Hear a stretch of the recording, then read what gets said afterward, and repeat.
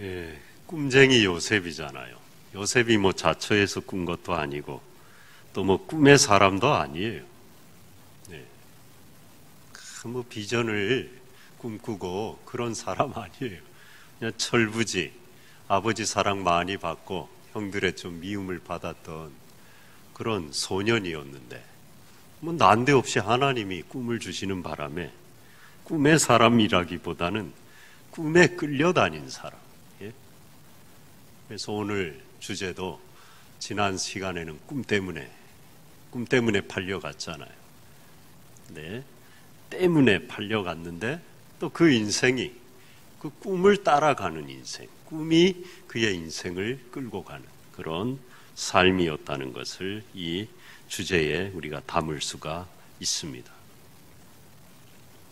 팔려갔잖아요, 이제. 예, 거기 이제 이동 거리입니다. 헤브론에서 형들한테 심부름 세겜에 갔더니 양떼들 풀 뜯으러 더 멀리 도단으로 갔다 그래서 20몇 킬로 더 올라가서 도단까지 갔더니 거기에서 이제 형들에게 팔려서 뭐 엄청난 거리죠. 이 거리를 애굽까지 그 델타 삼각주에 있는 그곳까지 뭐 잡혀간 겁니다. 그러니까 이제 지중해를 따라서 애굽까지 그 먼 길을 상인들에게 노예로 잡혀서 몸값을 형들이 지불하고 잡혀간 거예요. 그래서 이제 그것도 하나님이 하신 거죠. 그 해필이면은 그 많은 집들이 있었을 텐데 그 왕의 친위 대장, 경호 대장쯤 되는 겁니다. 그 보디발의 집에 노예로 팔려간 겁니다. 정말 이제 끝난 인생 아닙니까? 뭐 꿈이 다 무슨 말이에요? 꿈과는 전혀 상관없는, 어디서 어떻게 죽어도 알 수 없는 그런 인생이 돼버렸는데 뭐 형들이 자기에게 절하고 그런 일이 어떻게 있을 수가 있어요? 모든 게 이젠 끝난, 물 건너간 헛꿈이었나 보다. 그거 개꿈이었나 보다. 아니, 내가 괜히 자랑질했구나. 나 그냥 모르고 좋아갖고 이상한 꿈을 꿨길래 2번이나 그것도 자랑했는데 형들이 그거 시기나고 미워갖고 나를 팔을 줄 알았더라면, 꿈엔들 알았더라면 꿈 자랑 안 했을 걸. 꿈에도 모른 겁니다. 이 꿈쟁이 요셉도. 꿈 잘 꿔야 돼요. 끝난 인생 아닙니까? 이 고대에. 돌아올 수도 없고요. 무슨 수로 돌아옵니까? 죽어도 어디서 어떻게 죽었는지도 신원 조회도 되지 않는, 민증도 없는, 완전히 이건 불법 체류자, 거주자, 노예. 갖다 버려도 그냥 개 취급해도 아무 말도 할 수 없는, 인권이라고는 찾아볼 수 없는 그런 비참한 노예 신세가 된 거예요. 그리고 아버지는 죽은 줄 알아요. 찾지도 않습니다. 죽은 걸로 알게 되었기 때문에. 그런데 요셉의 얘기가 여기서부터 시작되죠. 이걸 뭐 역전의 스토리라. 그거는 인본주의적인 관점입니다. 여기서부터 그 인생이 다시 역전을 맛보게 되었다. 하나님에겐 사실 역전이라는 거 없어요. 큰 섭리, 강줄기의 흐름 가운데 우리를 인도해 가는 거예요. 거기에서 우리 인생이 튀어오르는 연어처럼 발딱발딱 튀어올라서 떠났던 상류로, 자기 고향으로 올라가게 하는 거지. 뭐 역전하고 그런 거 아니에요. 그것까지도 하나님의 흐름 가운데 있는 겁니다. 역전이라는 건 방향을 내가 바꿨다는 거잖아요. 바꿀 수 없어요. 이미 바꾼 방향도 하나님의 흐름이라는 거예요. 우리가 볼 때는 방향이 바뀌었고 역전인 것 같지만 하나님이 볼 때는 그 벽에 부딪혀서 다시 돌아오게 하는 것도 이미 큰 강줄기의 흐름 속에, 섭리 속에 놓여 있고 작정하셨다. 그러므로 하나님께 역전이라는 건 없는 겁니다.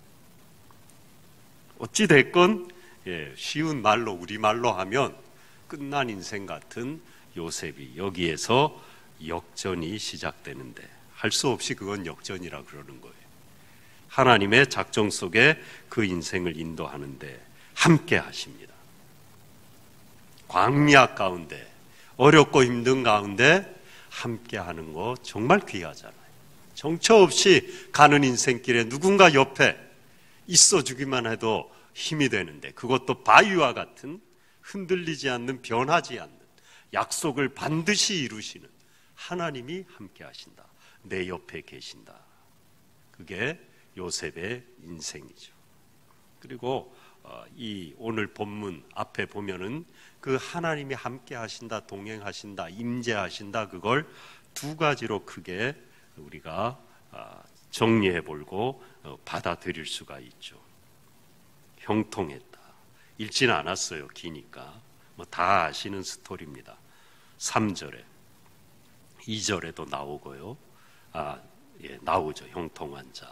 3절에, 하반절에 범사에 형통하게 하심을 보았더라. 함께 하신다는 건 뭐냐? 형통하게 하신다는 거라. 우리가 좀 이해는 안 돼요. 형통하는 건 발려가지 말아야 되고, 성공 가도를 달리고 그 꿈이 이루어지려고 차곡차곡 커리어를 쌓아가야도 될까 말까 한 판인데, 이거는 있던 커리어마저, 아들됨마저, 형제들마저, 친족마저 다 잃어버리고 있던 거마저 다 빼앗기고 죽음의 사지로 내몰렸는데 무슨 형통인가?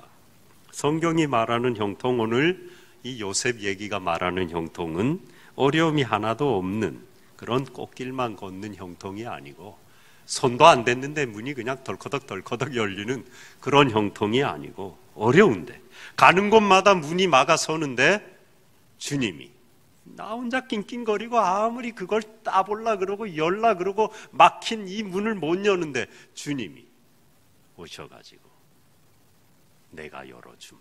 그리고 내 손을 잡아주는 거예요. 열렸어요. 야, 이제는 꽃길을 걷겠구나. 조금 못 갔는데 또 문이 있네요. 잠겼네요. 죽을 힘을 다해 열려고 하는데 이제는 기진맥진해서 에라 모르겠다 포기하자. 그런데 또 주님이 그때 오셔서 힘들지, 이리 와봐. 내가 열어줄게. 또 열어요. 그게 형통이라. 요셉의 인생이 지금 그렇잖아요. 완전히 절망의 나락에 떨어졌는데 거기에 하나님이 숨구멍을 틔워주시는 거예요. 피할 길이 보이는 거예요. 새길이 보이는 겁니다. 여리 가면은 목이라도 축이겠구나. 뻥튀기라도 얻어먹겠구나. 그렇게 살 길을 열어주는 것. 어려움 속에서도 인도하시는 것, 공경 속에서도 보호하는 것. 다 망했다고 하는 그 순간에 아니, 하나님이 여전히 살게 하시는 것. 그게 성경이 말하는 형통이죠. 위클리프 성경에 보면은요, 이 형통이란 말을 이렇게 번역을 해놨어요. 주님이 요셉과 함께 하심으로 그는 운 좋은 친구였다. 재밌죠? 참 재밌는, 어떤 친구가 번역을 했는지 하여튼 재밌는 친구예요. 근데 요셉을 갖다가 이 2절에 형통한 자가 되어 그랬잖아. 요거를 어떻게 번역했느냐? 운 좋은 친구였다. 그게 2절에 나오는 형통한 자의 번역이에요. 맞는 말이죠. 세상 운이 아니라 하나님이 함께 하심으로 정말 운 좋은 올 한 해 여러분 운수 대통한 여러분 되시기를 바랍니다. 옆에 분들하고 한번 인사하시죠. 어떻게 그래 운이 좋으신가요? 네. 운 좋은 친구, 참 재밌는 번역이에요. 성경이 말하는 형통, 어려움 중에도 하나님이 도와주시는 것, 길을 열어주시는 것. 그 다음에 함께 하신다는 걸 4절에 보면 은혜를 입었다. 하나님이 함께 하면요, 어려운 중에도 길이 열려요. 길이 보여요. 그게 형통이고, 하나님이 함께 하면요, 은혜를 입게 해요. 누구에게요? 사람들에게요. 그 주인에게, 보디발에게 은혜를 입어. 누가 그렇게 했느냐? 하나님이 한 거예요. 그냥 이뻐 보이게 하신 거예요, 하나님이. 보디발에게. 요셉 언제 봤다고요? 예? 좀 잘생기긴 했어요. 그 아내가 유혹한 걸 봐서는. 뭐 못생겼는데 유혹했을 수도 있겠지만, 저보다는 조금 잘생긴 것 같아요. 그 보디발의 아내가 유혹을 했잖아요. 뭐 언제 봤다고 이뻐 보였겠어요. 근데 하나님은 이뻐 보이게 하십니다. 어디 가서. 근데 별로 이쁜 짓 한 게 없고 생김새도 뭐 대단히 이쁜 거 없어도 하나님이 은혜를 주셔서 사람들로 하여금 나에게 호감을 갖고 이뻐 보이게 은혜를 입게 하신다. 그냥 도와주고 싶고 뭐 하나라도 더 주고 싶고 그렇게 하시는 겁니다. 우리가 자녀들을 위해 기도할 때 늘 그런 기도 하잖아요. 어디 가든지 인정받고 사랑받게 해주세요. 하나님이 하셔야 돼요. 그러면 어디 가든지 사랑스러운 사람이 되는 거예요. 그리고 여기에서 은혜는 헨입니다. 거기 써놨죠. 히브리 말로 헨인데 헷세드랑 약간 달라요. 똑같은 말인데 헷세드는 일방적인 하나님의 은총, 하나님의 자비, 하나님의 인자를 말하는데 이 헨은 똑같은 은혜와 자비인데 상호 관계적인 거예요. 내가 전혀 이쁜 구석이 없는데 일방적으로 하나님이 나를 구원하고 사랑하시는 그 은혜가 헷세드라면 헨은 그래도 뭔가 이쁜 구석이 나에게 조금은 있는 거예요. 관계적인 거예요. 그러니까 요셉이 아마 가서 노예로 종살이 하면서 성실하게 정직하게 순종하고 그렇게 일을 열심히 보나 안 보나 그렇게 했겠죠. 그러니까 또 은혜를 입은 겁니다. 그렇다고 요셉이 잘해갖고 은혜를 입었다. 이건 제가 늘 성경의 관점이 아니라 그랬죠. 그러면 결국 그 끝은 율법으로 가게 돼 있어요. 그래서 우리가 그걸 조심해야 돼요. 틀린 건 아닙니다. 그러나 주안점이 거기에 있지 않다는 거예요. 주안점은 하나님께 있다. 요셉이 좀 이쁜 구석이 있고 성실하게 가정 살림을 잘 돌봐서 상호적으로 주인인 보디발이 참 마음에 들고 이뻐 보이고 믿을 만하고 칭찬할 만하고 그랬겠지만 그것조차도 누가 하셨느냐? 그 뒤에 보디발에게 그 마음이 들게 하신 것도 하나님이다. 그걸 우리가 알아야 되는 거죠. 그걸 고백해야 되는 거예요. 하나님이 함께 하시면요, 그냥 동행만 하시는 게 아니고 어려운 중에 인도하셔요. 보호하시고 길을 여시고 그 다음에 돕는 사람을 붙여주십니다. 하나님은 사람을 통해 일하십니다. 그래서 우리가 어렵고 힘들 때는요, 하나님께 물론 기도하고 하나님의 도움을 구하는 게 먼저예요. 사람 찾아다닐 필요는 없어요. 그러나 사람의 도움도 열어놓아야 됩니다. 궁극적인 도움의 원천은 하나님이지만 사람을 통해 일하셔요. 은혜를 입게 하셔요. 요셉의 인생 지금 계속 그렇잖아요. 다음 시간에도 살펴볼 거고 전부 사람들이 돕습니다. 웬 그렇게 날 돕는 자들이 처처에 일어나는지 도대체 알다가도 모를 일이에요. 이리 가도 저리 받아도 전부 도와주는 거예요. 나를. 하나님이 그렇게 하신 거예요. 그래서 우리가 사람의 도움의 손길도 열어놔야 돼요. 그걸 차단하고 난 하나님만 바라보겠다, 그건 아니에요. 하나님께 기도하지만 누군가 내미는 손이 있다면 잡아야 돼요. 그리고 잡겠다고 주님 앞에 내 손을 벌려야 됩니다. 요셉은 그렇게 했어요. 그래서 거부할 수도 있잖아요. 그런 나 못합니다 그럴 수도 있는데 가정살림 총무로 다 맡아서 하나님이 복을 주셔가지고요. 5절에 보면은 여호와의 복이 그의 집과 밭에 있는 모든 소유에 미친지라. 이 요셉 한 사람 때문에 그 집이 더 잘 되는 겁니다. 소출이 많고 하는 것마다 잘 되고 서로 좋은 거예요. 여러분의 삶도 여러분의 자녀도 이와 같이 가는 곳마다 여러분 자녀 때문에 복이 넘치시기를 바랍니다. 여기까지 얼마나 좋습니까? 이렇게만 끝나면 꿈을 따라서 이제 꿈 이루어진다. 전부 와갖고 내 앞에 엎드려 절한다. 얼마나 좋아요. 근데 웬걸요? 보디발의 아내, 하여튼 어디 가나 이런 올무가 함정이 있죠. 도사리고 있어요. 유혹을 하는 겁니다. 그 그림에 보면은 옷을 붙잡잖아요. 그래서 허둥지둥 바빠갖고 하도 달겨드니까 옷을 그냥 겉옷을 벗긴 채, 사실 그때 이 옷에는 안에도 보면 뭐 제대로 안 입었죠. 그래도 검은 거 입었는데 거의 뭐 알몸으로 도망가다시피 두른 옷을 그냥 그 소나기로 그냥 붙잡으니까 벗어든 채로 도망을 갔거든요. 하여튼 이 옷이 문제예요. 그때도 색동 옷 때문에 팔려왔는데 또 이놈의 옷 때문에 하여튼 억울한 누명을 쓰고 옥살이 하잖아요. 이 여자가 급하니까 큰일 났잖아요. 그러니까 자기가 잘못했으니까 하여튼 머리도 좋아요. 이 나쁜 쪽으로는 이런 사람들은 잘 돌아갑니다. 오히려 그가 나를 욕보이려다가 추행하려다가 옷을 벗어두고 갔다. 그렇게 뒤집어 씌우죠. 그리고 종들을 다 증인으로 세워서 미리 다 작업을 해놓고 주인이 오니까 그 종들을 증인으로 세워서 이 옷을 보여주면서 보디발에게 저 요셉이 히브리 사람이 이게 비하하는 겁니다. 저 근본도 알 수 없는 떠도는 히브리 핫비루에서 나왔다고 보는데 뭐 다른 설도 몇 가지 있어요. 그 핫비루라는 건 떠돌이, 아무것도 없는 자, 보잘것 없다 이런 뜻입니다. 그 핫비루라는 말에서 히브리가 왔다는 거예요. 그러니까 격화시키고 비하하는 겁니다. 저 근본도 알 수 없는 인간이 당신의 아내 고귀한 신분인 나를 욕보이려고 추행하려고 해서 내가 옷을 붙잡았다. 이게 증거다.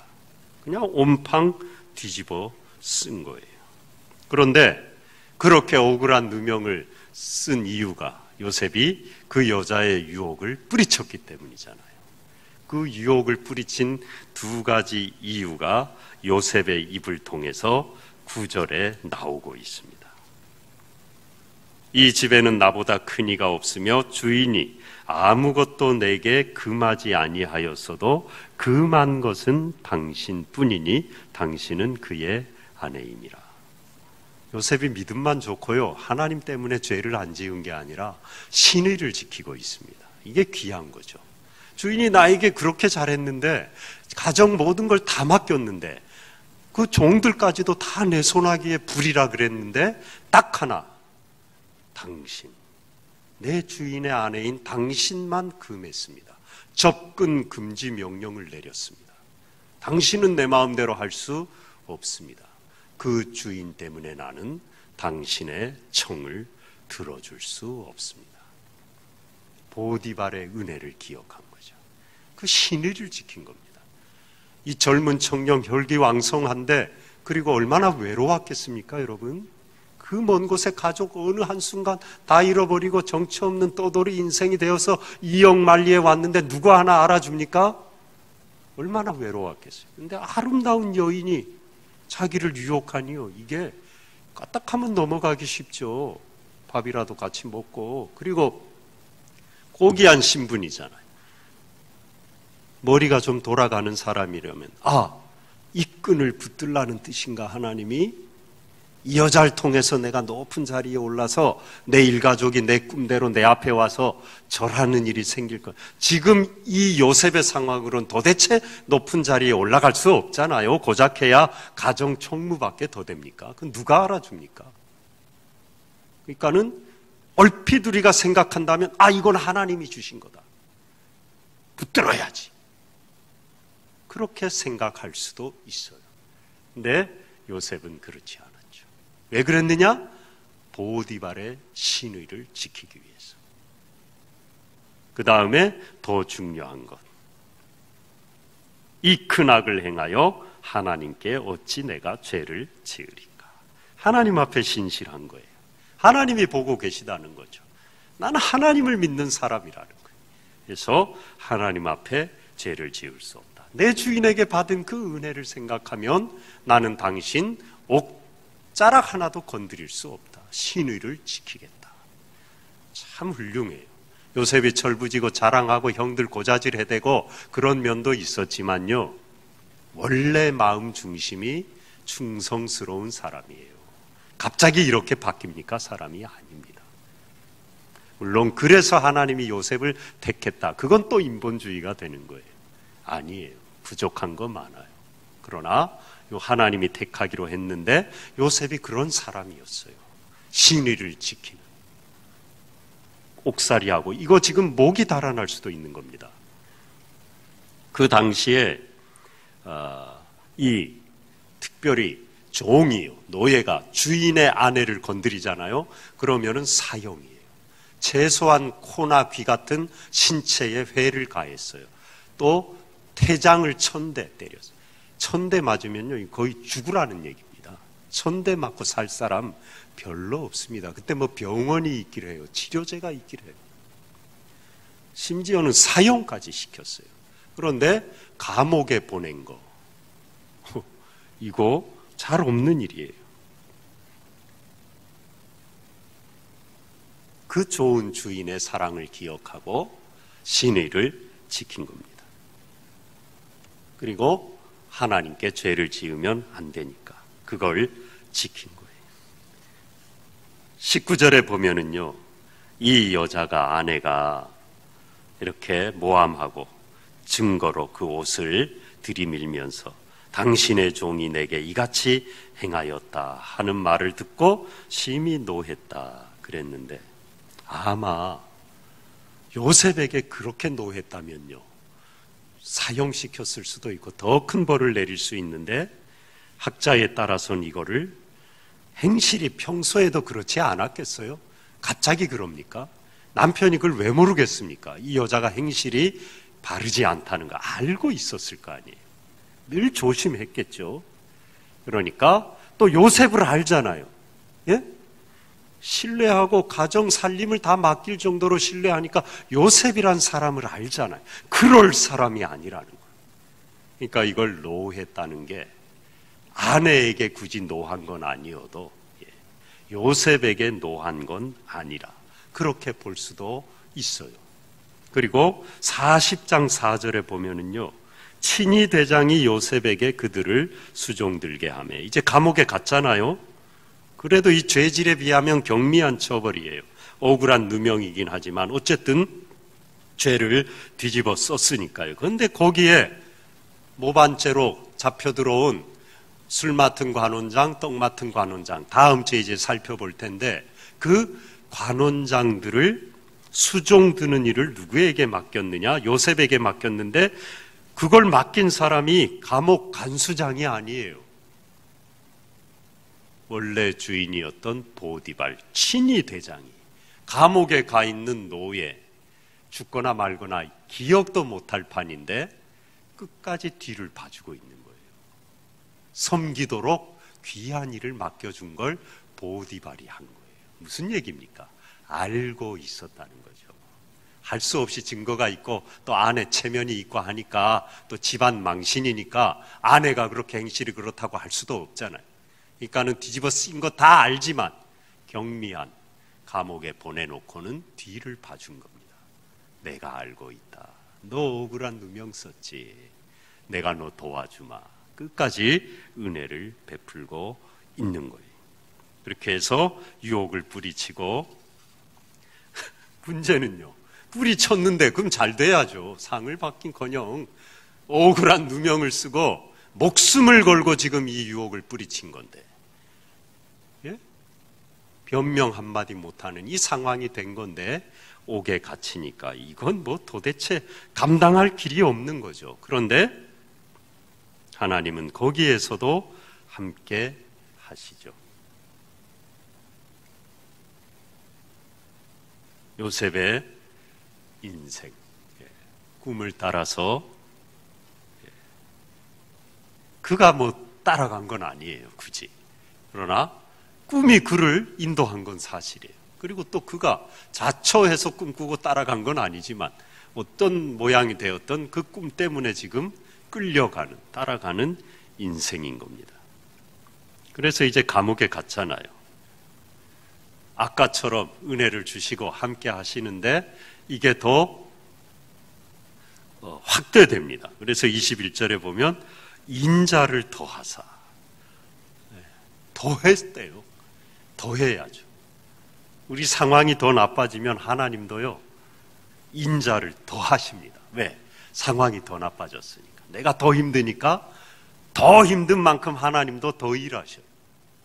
더 은총의 빛을 비추셔요. 내가 더 추위에 떨수록 하나님은 더 따뜻하게 나를 품어주시는 거예요. 팔려온 거, 옥살이 점점 내려가고 있잖아요. 그러니까 하나님은 인자를 더하는 겁니다. 여러분도 그걸 느끼시죠? 우리가 힘들고 어려울 때, 상황이 점점 악화될 때 주님이 우리를 놓지 않고 일하고 계시고 인자를 더 베풀고 계신다는 거, 체험하는 거, 그게 신앙생활입니다. 그러니까 지나고 나면 그땐 너무 힘들지만, 그때 내가 사지로 내려가고 노예로 팔려온 것도 감당이 안 되는데 억울한 누명 쓰고 옥에 내려가, 이제는 그것은 죽어, 거의 그때는 뭐 죽어 나온대요. 살아선 못 나오는데 뭐 사면이 있는 것도 아니고 뭐 보석금 내고 나올 수도 없는 거고 죽어 나오기 딱 십상인데, 하나님이 세상에 간수장에게 또 은혜를 받게 하셔서 옥의 모든 재반사를 다 또 담당하게 하시고, 또 보디발이 기억하고 그 관원장들을 수종드는 귀한 일을 또 맡기고, 더 악화되어 가는데 하나님은 더 은혜를 베풀고 계신 거예요. 그러고 계셔요, 지금도. 그런 하나님이 여러분과 함께 하는 줄 믿습니다. 마지막으로 이 본문의 21절에 간수장에게 은혜를 받게 하심에 나오잖아요. 근데 여기에서 받게 하심에, 이 단어가 히브리어로 거기 써 있는 것처럼 나탄이에요. 히브리어는 여러분이 보는 방향에서 같죠? 오른쪽에서 이렇게 읽습니다. 나탄. 그렇게 읽는데 주다라는 뜻이에요. 저긴 뭐가 하나 빠졌네요. 여기 약간 뭐 그럴 수 있죠. 이게 약간 안 맞으니까. 그래서 나탄인데 주다라는 뜻이에요. 여기 은혜를 받았다 그랬는데 원래 원어의 뜻은 주다는 뜻이에요. 그래서 이걸 쉽게 번역을 해놓은 것을 보면 이렇게 되어 있습니다. 하나님이 그의 호의를 간수장의 눈에 주셨다. 그러니까 우리가 번역된 이 성경을 보면 간수장이 요셉에게 은혜를 주셨다, 그렇게만 받아들이는데 한꺼풀 벗겨서 들어가면 그 간수장이 요셉에게 은혜를 주게 하신 분이 누구냐? 하나님. 하나님이 그의, 하나님의 호의를, 은혜를, 여기서 호의는 은혜죠. 아까 한 간수장의 눈에 주셨다. 요셉이 안 돼 보이고 이뻐 보이고 자비를 베풀 마음을, 그 눈을 하나님이 주셨다. 그걸 말씀하고 있는 겁니다. 어디로부터 오는 거냐? 은혜는 하나님으로부터 오는 거라는 거예요. 요셉의 인생이 그걸 우리에게 보여주고 있다는 겁니다. 여기에서 꿈은 내 꿈이 아닙니다. 내 소원, 내 비전이 아니에요. 그게 나쁘다는 거 아니에요. 그것도 귀하고 기도하면 돼요. 그러나 요셉을 통해서 우리가 성경을 제대로 봐야죠. 이걸 내 마음대로 갖다 붙이면 안 돼요. 있는 그대로 해석해야 돼요. 이 꿈은 하나님의 섭리예요. 하나님의 작정. 요셉을 먼저 보내서 거기 다 흉년 들게 하셔서 자기 동족이 흉년 피해 이 땅에 오게 하셔서 큰 민족을 이루고 홍해를 가르고 광야 돌다가 가나안에 들어가서 선민이 되게 하시려고, 신앙 공동체가 형성되고 그 가운데 메시아가 오게 하시려는 하나님의 큰 구원의 작정이에요. 꿈은. 그 꿈이 요셉을 인도했다, 그 뜻입니다. 꿈을 따라서. 우리도 마찬가지라는 거. 하나님의 작정과 섭리가 우리 개개인과 가정과 자녀와 교회와 모든 민족과 열방 가운데 있다는 거예요. 없을 수가 없죠. 하나님이 만드셨는데요. 있다는 겁니다. 없는 존재는 하나도 없다는 겁니다. 근데 하나님이 그걸 지금 손에 쥐고 키를 쥐고 인도하고 계신다는 거예요.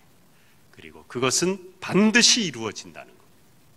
그러니까 우리는 요셉처럼 신의를 지키고 자기에게 보여주신 희미할지라도 그 꿈을 붙들고, 그리고 하나님 앞에서 죄를 짓지 않고 어떤 절망 가운데서도 부어주시는 은혜를 체험하고 그 은혜를 바라는 삶을 지탱하라는 거죠. 3절로 다시 돌아가면 여호와께서 그의 범사에 형통하게 하심을 보았더라. 23절에 보았단 말은 없지만 그를 범사에 형통하게 하셨더라. 왜 안 받겠습니까? 야, 전 뭔가 다르다. 짓밟고 죽을만 하면 또 일어나고, 이제 끝날만 하면은 옥에 내려갔나 하면 또 거기서 꿈 해몽을 하고, 관원장이 다 잊어버렸나 하면 또 바로가 꿈을 꿔갖고 기억나게 하시고, 끝났나 하면 거기에서 새로운 길이 열리고, 주위의 사람들이 보는 거예요. 참 신기하다. 별놈의 인생을 다 보겠다. 끝난 줄 알았는데 아니네. 저가 믿는 하나님이 누구시길래. 그렇게 된다는 거예요. 꿈을 따라가기만 하면. 그건 내 꿈이 아니라 하나님의 크신 섭리 안에 내가 있기만 하면, 그걸 바라고 하나님 믿는 믿음과 인간 간의 신의만 지키고 있다면 하나님은 반드시 나를 그 자리에 데려다 놓으신다는 겁니다. 우리 모두의 삶이, 여러분의 삶이 그와 같이 되기를 소원합니다.